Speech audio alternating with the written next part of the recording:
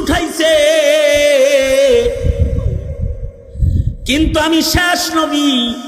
আনা খাতামুন নাবিয়্যিন লা নাবিয়্যা বা'দি, আমি শেষ নবী, আমার পরে আর কোন নবী নাই। কিন্তু যদি আমার পরে আল্লাহ তাআলা কাউকে নবুয়ত দান করতেন, তাহলে আমার সাহাবী উমরকে আল্লাহর নবী বানাতেন। লাউ কানা বা'দি নাবিয়্যুন লাকানা উমর। মুহাদ্দিসরা বলে নবীর উপস্থিতিতে যদি আল্লাহ কাউকে নবী বানাইতেন, তাহলে আবু বকরকে আল্লাহ তাআলা নবুয়ত দান করতেন।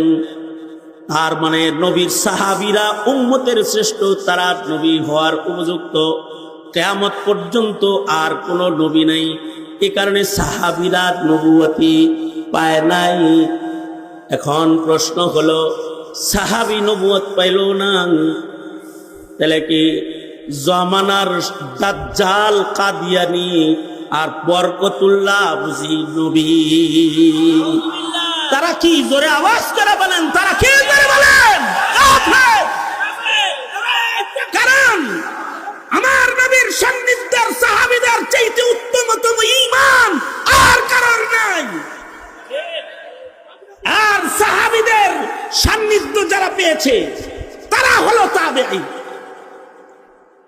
তাবেঈরা সাহাবীদের পরেই সবচেয়ে দামি। কিছু তাবেঈর নাম: হাসানুল বসরি তাবেঈ, হযরত উমরের কোলে উঠেছেন জন্মের পরে, মুখের লালা হযরত উমর বাইর করে জিহ্বায় পয়লা খানা হিসাবে লাগায় দিয়েছেন। উমরের মুখের লালা, নাম রেখেছেন হযরত উমর হাসান। হযরত আলীর কাছে বায়াত হয়েছেন, হযরত আলী খেলাফত দিয়েছেন। সাহাবায়ে কেরামের পরে সর্বপ্রথম পীর হাসানুল বসরি, শাইখে তরিকত, তরিকতের পয়লা পীর হাসানুল বসরি।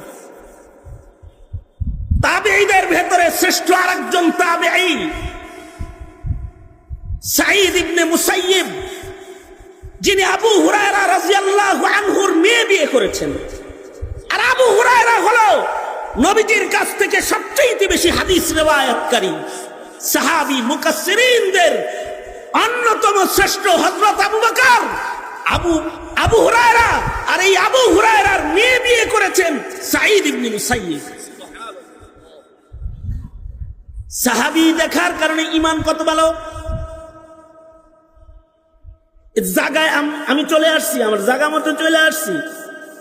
সাহাবী দেখার কারণে সাঈদ ইবনে মুসাইয়িবের ঈমান কত ভালো। সাঈদ ইবনে মুসাইয়িব, খেয়াল করে শুনুন কথাটা। সাঈদ ইবনে মুসাইয়িব 50 বছর নামাজ পড়েছেন। সেজদার জায়গা থেকে কখনো নিজের দৃষ্টি কোনো মানুষের পিঠে 50 বছরের ভিতরে পড়ে নাই। কত বছর করে বলেন? আওয়াজ করে বলেন, কত বছর? 50 বছরের ভিতরে চোখের দৃষ্টি সেজদার জায়গা থেকে কখনো মানুষের পিঠে পড়ে না।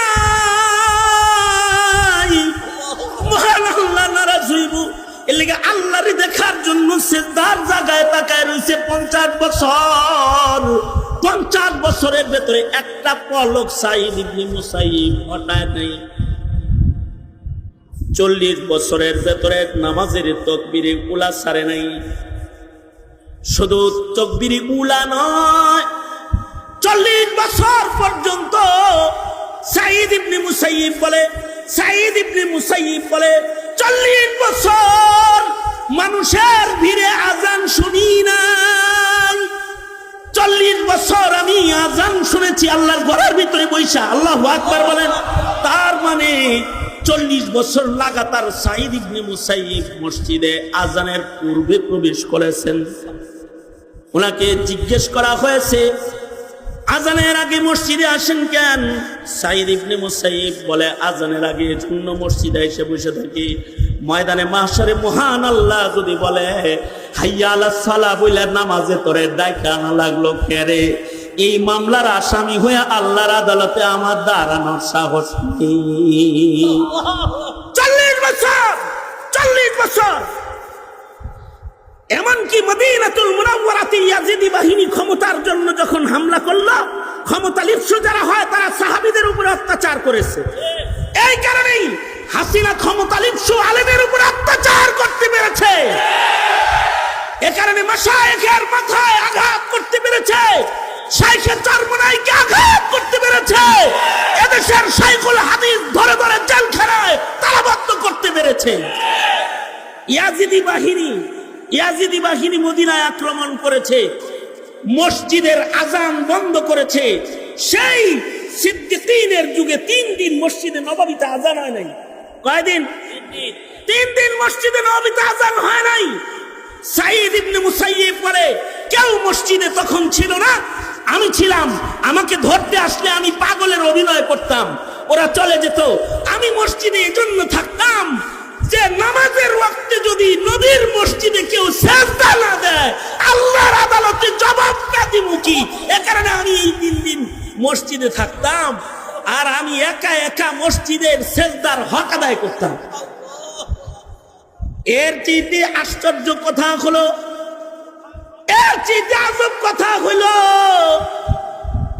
আশ্চর্যজনক বিষয় হলো 3 দিন মসজিদে নববীর মিনারায় আজান নাই।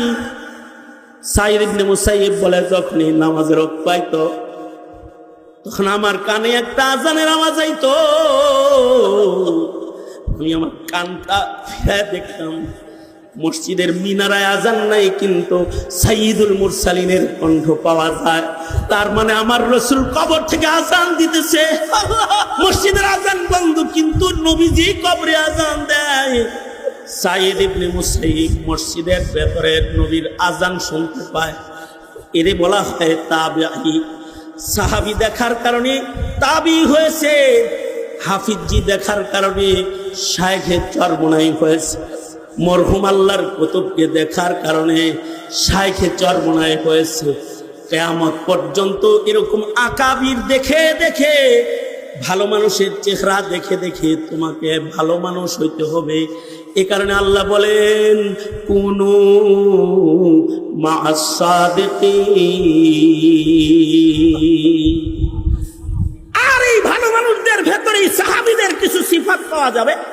আশিদ্দাউ আলাল কুফার, কাফেরের বেলায় তারা শক্ত।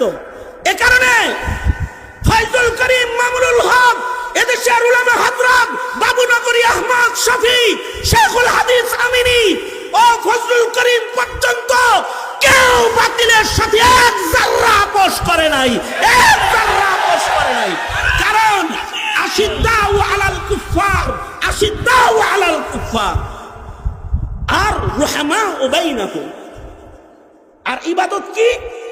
তারাহুম রুকআন সুজদান ইয়াবতাগুনা ফাদলাম মিনাল্লাহ,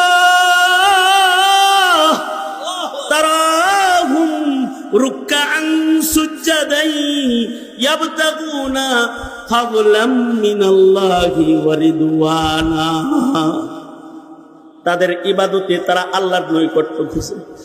কেউ আছে ইন্ডিয়ার নৈকট্য খুঁজে, কেউ আছে আমেরিকার নৈকট্য তালাশ করে, নিউ ইয়র্কের নৈকট্য তালাশ করে, কেউ আছে চীনের নৈকট্য তালাশ করে, কেউ আছে রাশিয়ার নৈকট্য তালাশ করে।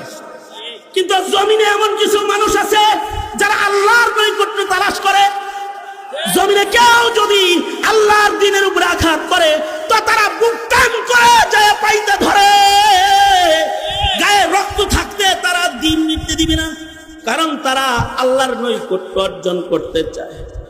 রাতের বেলায় তারা নামাজ পড়ে, দিনের বেলায় তারা রোজা রাখে, কদম কদম নবীর সুন্নাত তারা চলে।